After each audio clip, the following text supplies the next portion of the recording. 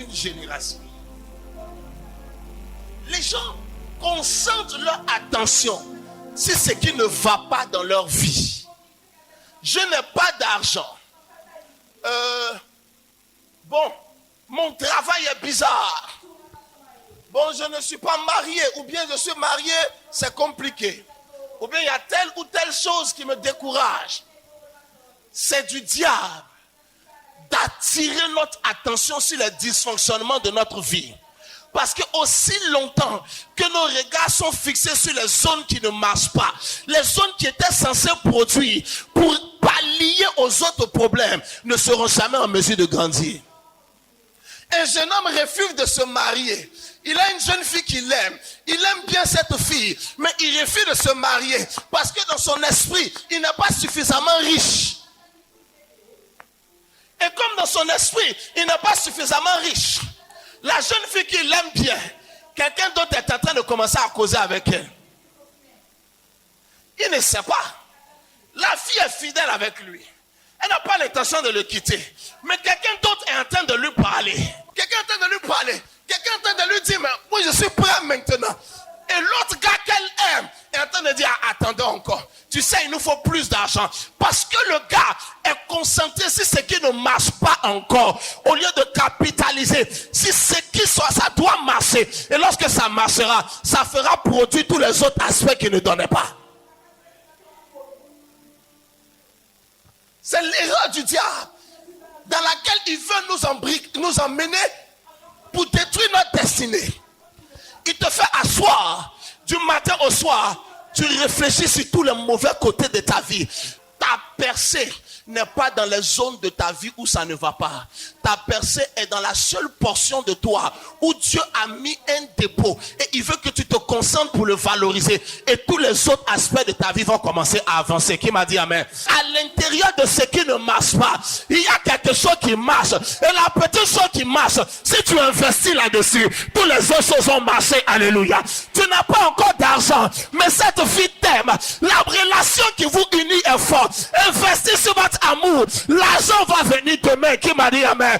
Papa, je n'ai pas de travail, mais tu as un petit talent. Investis sur le talent et les autres aspects de ta vie vont commencer à rentrer au garde à vous. Qui m'a dit amen? Le diable est en train de détruire des gens. Je me concentre sur mon appel. D'autres ne m'aimeront pas, d'autres m'aimeront, mais Dieu se glorifiera dans ma vie. Je suis venu dire à quelqu'un, je suis conscient qu'il y a beaucoup de choses qui ne marchent pas, mais il y a une chose qui marche en toi. Utilise cette chose qui marche en toi et laisse Dieu changer ta vie avec cela. Beaucoup de gens ont laissé leur don mourir parce que quelqu'un se moquait d'eux. Quand tu prophétises, on se moque de toi. Alors, pour pouvoir attirer la sympathie des hommes, tu as laissé mourir la prophétie. Il m'a montré des olives. Voyez-vous ce que c'est? Ce que c'est que des olives. Vous savez, il y a des petits bocaux comme ça, puis, voilà. Il m'a dit, tu vois, ça c'est l'olive. J'ai dit oui. Et puis dans cette illustration, il m'a montré une autre bouteille, mais une bouteille d'huile d'olive. Il m'a dit, l'olive est le fruit de l'olivier. Mais quelle est la version de ce fruit la plus consommée et la plus demandée? Qu'est-ce que vous en pensez? L'huile. Combien d'entre vous savez que l'huile d'olive en elle-même est plus consommée que l'olive elle-même? Il y a quelque temps, j'étais en Italie.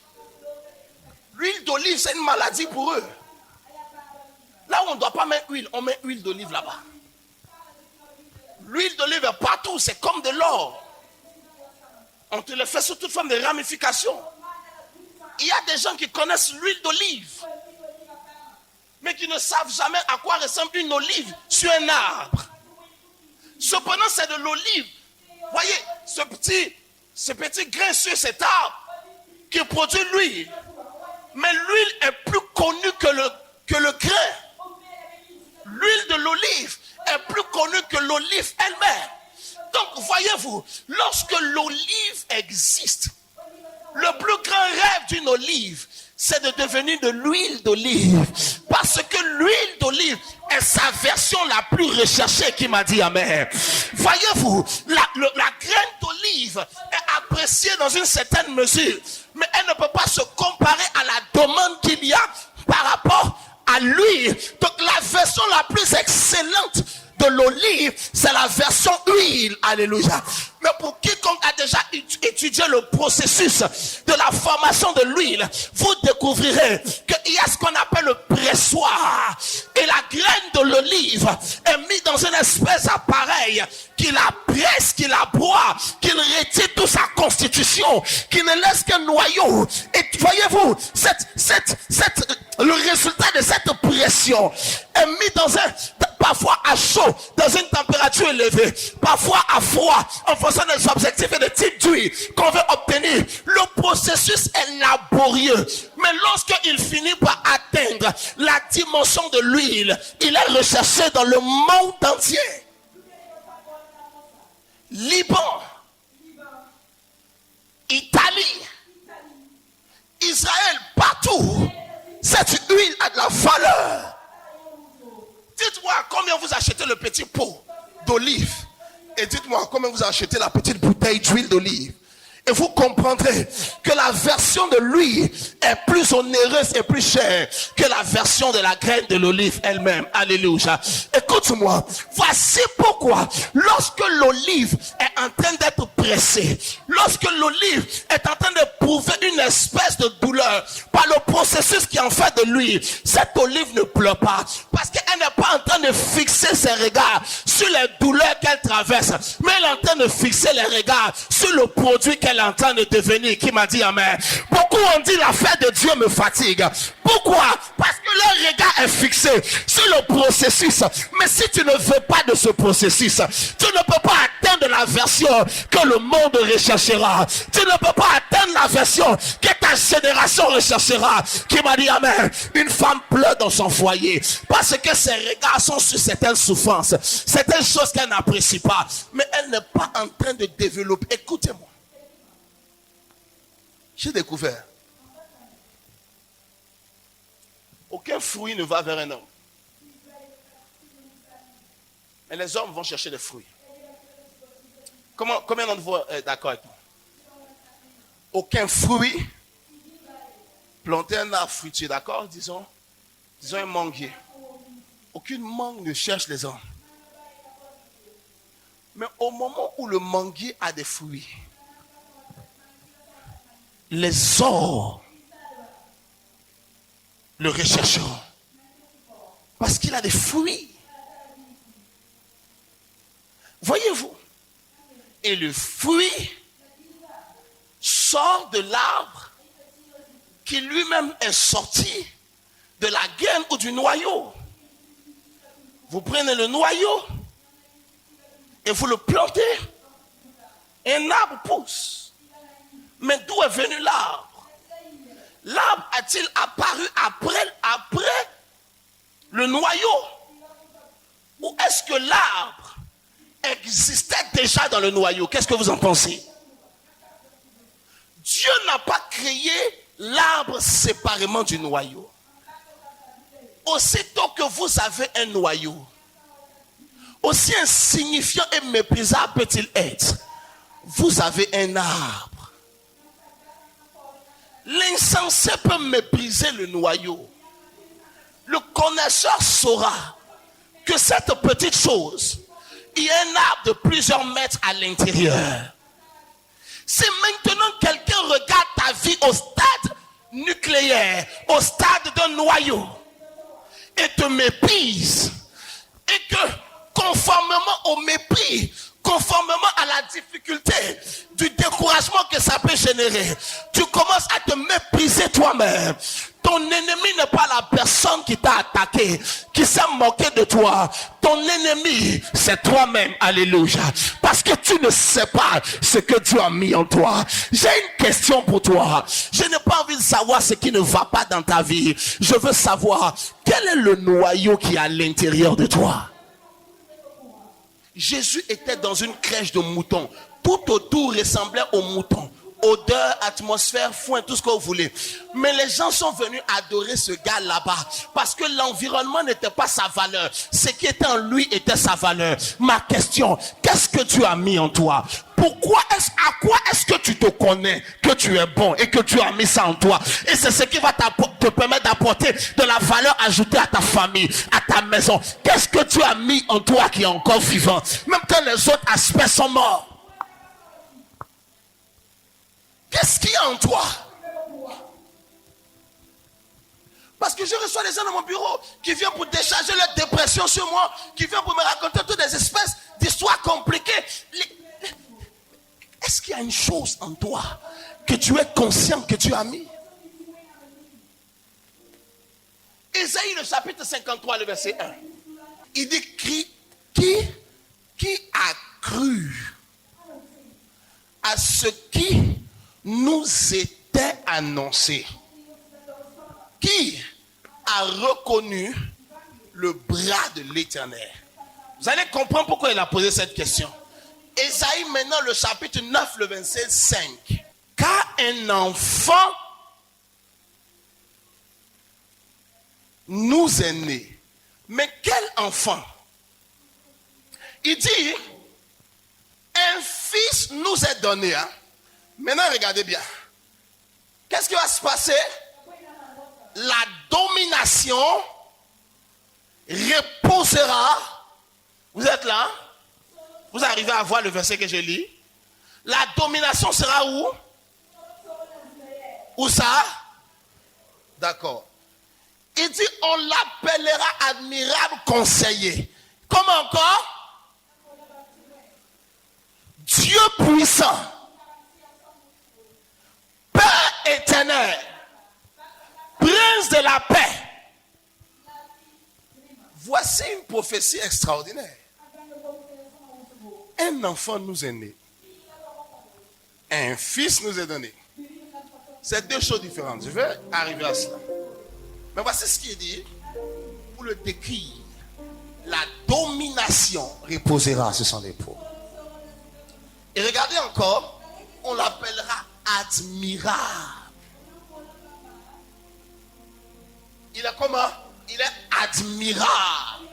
Il est encore un conseiller. Mais bien au-dessus de tout cela, il est le Dieu puissant. Maintenant, voici la prophétie. Maintenant, le même Ésaïe qui a annoncé ça. Retournons à 53 encore. Retournons encore au chapitre 53. Et écoutons-le. Il dit maintenant, après ce qu'il a dit au chapitre 9, qui a cru à ce qui nous est annoncé? Qu'est-ce qui était annoncé? Un fils. Un enfant. Il dit, qui a cru à ce qui nous était annoncé? Oh, qu'est-ce qui était annoncé? Il dit, un fils nous est né. Un fils nous est né, un enfant nous est donné. La domination reposera sur son épaule. On l'appellera admirable, conseiller, Dieu puissant, prince et paix, toutes ces choses. Maintenant, le gars, il revient ici. Il dit, mais qui a cru à ce qui nous était annoncé? Vous allez comprendre pourquoi il est choqué. Qui a connu le bras de l'Éternel? Verset 2. Regardez, il s'est élevé devant lui comme une faible plante.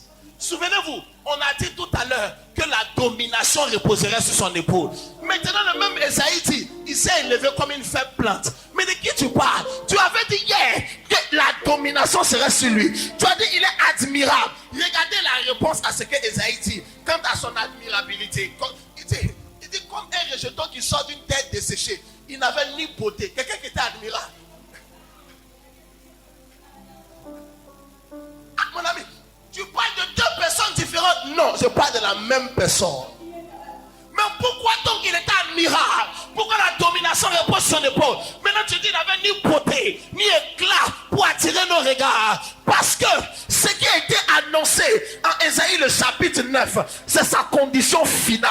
Le jour où Dieu vient te prophétiser, tu es un grand homme de Dieu. Dieu t'a annoncé sa volonté, mais il ne t'a pas annoncé son plan. Parce que la volonté parfaite de Dieu a un plan d'exécution. Voici pourquoi si vous avez des désirs de richesse, des désirs de devenir puissant sur la terre, vous avez ce désir, cette volonté, et c'est normal, c'est de Dieu. Mais si vous n'avez pas de plan, jusqu'à votre mort, vous allez partir avec votre désir sans le voir s'accomplir. Quiconque a un désir de grandeur doit avoir un plan d'exécution et de manifestation de ce désir. Écoutez ce que je dis. Je veux être milliardaire, formidable. C'est une bonne volonté. Dieu n'a rien contre cela. Mais quel est le plan que tu as pour atteindre? Certains d'entre vous, votre problème n'est pas que vous n'avez pas de plan, de vision, de désir ou d'ambition. Le problème, c'est que vous n'avez pas de plan. Et vous n'avez pas pris la peine de vous asseoir pour réfléchir à un plan. Tu as une vision, mais tu n'as pas de plan. Tu as un rêve, mais tu n'as pas de plan. Ah, je sais qu'un jour Dieu va me lever. Formidable. Mais quel est le plan? Les gens n'ont pas de plan. Non, ça ne va pas. Attends, quand l'argent va venir, on va faire. Mais l'argent va venir comment? Quel canal tu vas creuser pour que ça coule vers toi? Voici notre problème. On a l'onction et on a les rêves, mais on n'a pas de plan. Les gens de le monde, ils ont une vision, ils n'ont pas d'onction, mais ils ont un plan et ils réussissent. Parce que même l'onction, ça a un plan d'opération, ne peut rien produire comme résultat. Si je te prête et que tu échoues, tu ne peux plus réussir ailleurs encore. C'est besoin de la parole de Dieu. Il faut te porter sur la sagesse de Dieu. Quel est le plan? Dieu dit, un enfant nous est né, un fils nous est donné. La domination reposera sur l'épaule. Volonté parfaite de Dieu pour lui. Car je connais les projets que j'ai formés pour vous. Projet. Hein? C'est fait 9-11, d'accord? Projet de paix et non de malheur. Afin de quoi? Vous donner un avenir et de l'espoir. Ça, c'est la volonté de Dieu. Mais quel est le plan d'accomplissement de cette volonté? Quel est le plan? Allons au verset suivant. Toujours ici. Voici le plan maintenant. 11, il vous a donné sa volonté, son projet. Voici le plan d'exécution. Vous m'invoquerez et vous partirez. Vous me prierez et je vous exaucerai. Verset suivant. Vous me chercherez et vous me trouverez. Si vous me cherchez de tout votre cœur. En d'autres termes, la volonté que j'ai établie pour vous. Voici le plan de son exécution. Beaucoup d'entre vous, vous êtes arrêtés au niveau de la volonté. Au niveau du rêve, vous n'avez aucun plan. Des jeunes gens sont là. Ils sont étudiants. Ils sont élèves. Ils étudient. Ils sont brillants. Ils n'ont aucun plan. Qu'est-ce que tu veux? Ah, si je peux sortir avoir un bon boulot, avoir 500 000 par mois. Je connais des gens qui ont 2 fois 500 000 par mois. Et qui dorment avec tous les problèmes du monde.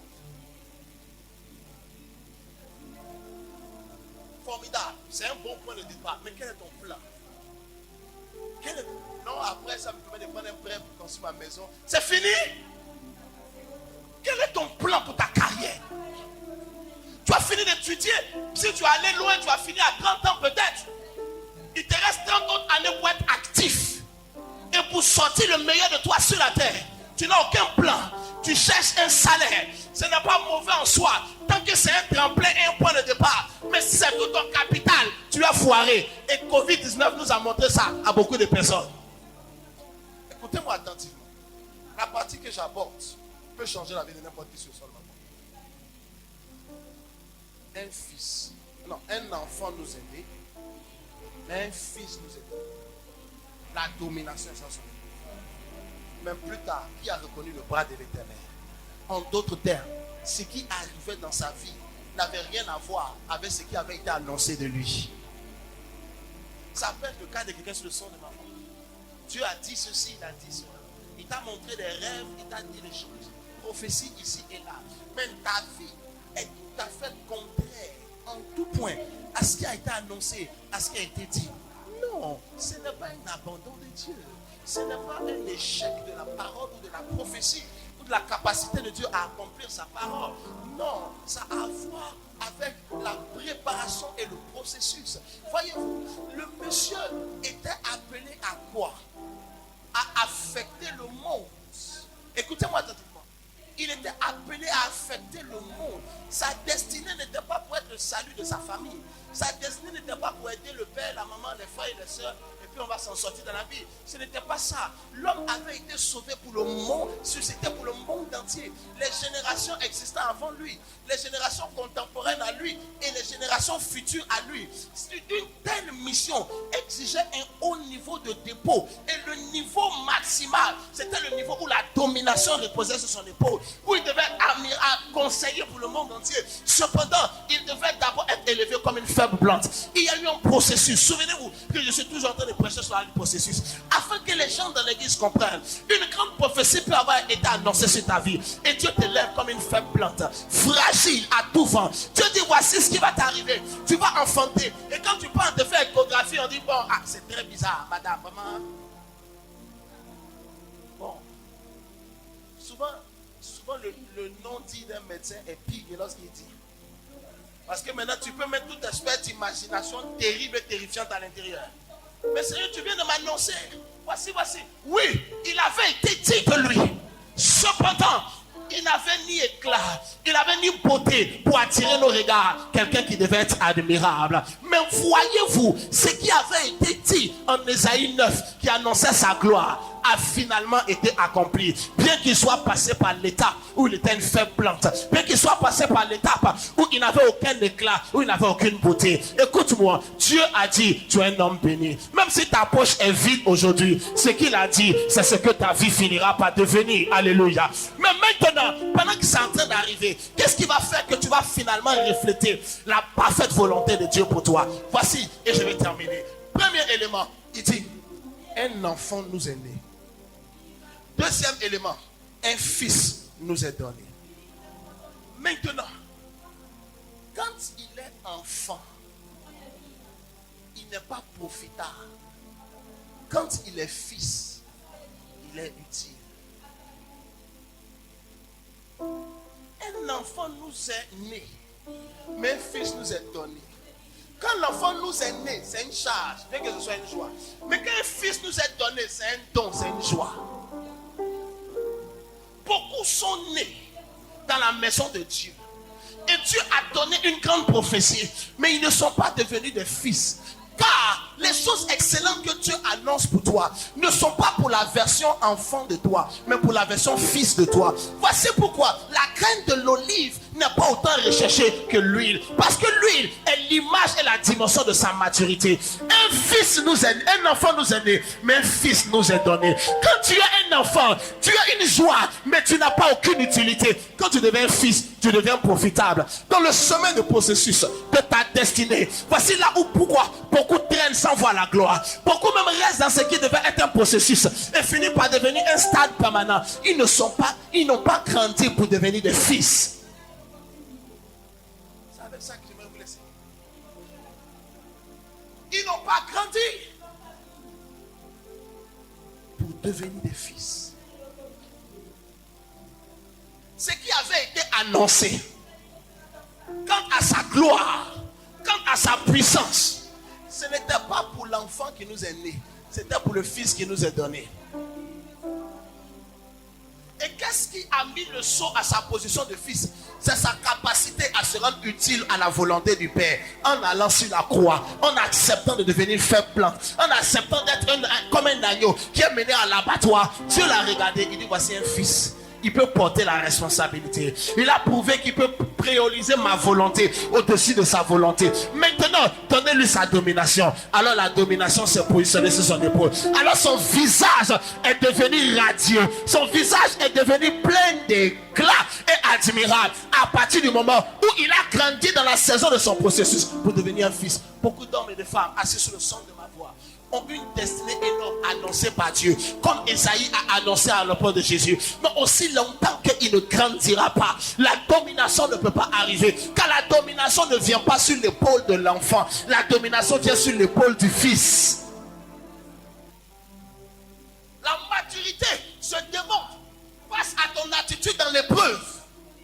Quand les choses sont difficiles, comment tu agis peut nous permettre d'évaluer. Peut nous permettre d'évaluer ta maturité. Deuxième élément qui est la marque de ta croissance, c'est la dimension de ta spiritualité. Car il est écrit il dit en Romains le chapitre 8, verset 14, car ceux qui sont conduits par l'Esprit sont fils de Dieu. Donc le deuxième niveau qui révèle la dimension à laquelle tu es en train de croître, c'est ta maturité spirituelle, ta capacité à être conduit par l'Esprit, de vivre dans sa présence, de communier dans sa présence, et en train de monter que tu grandis. Alors, regarde, Dieu n'a jamais dit de se battre pour que la domination vienne.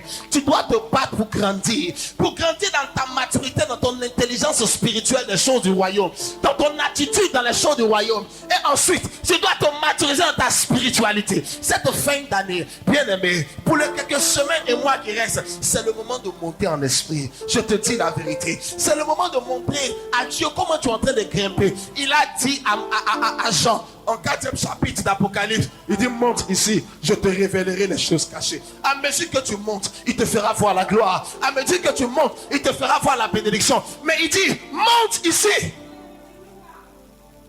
C'est toi debout, on va prier ici.